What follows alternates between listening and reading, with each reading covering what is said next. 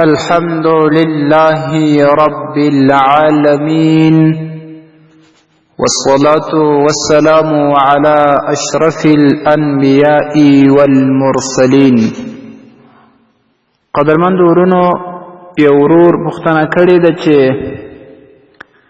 که یو څوک و پردې انجلۍ ته په خور باندې ووایي او هغه انجلۍ و دې هلک ته د ورور نوم ورکړي، بیا څه وخت وروسته دوی یو بل غوښتنه سره وکړي چې نکاح به وکوو، آیا د دوی دوه نکاح صحیح کیږي که نه؟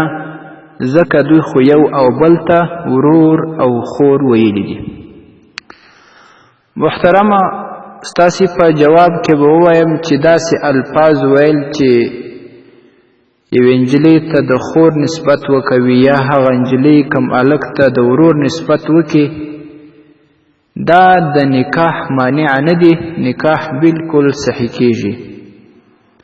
بلکې که د واده وروسته څوک خپلې ښځې ته د خور الفاظ استعمال کړي او نیت یې په دې کې د حرمت نه وي، بیا هم نکاح ته هیڅ نقصان نه رسیږي.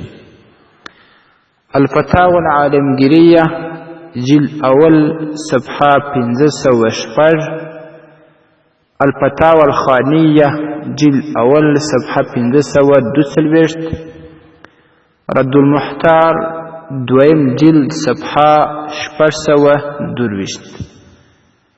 والسلام علیکم ورحمة الله وبرکاته.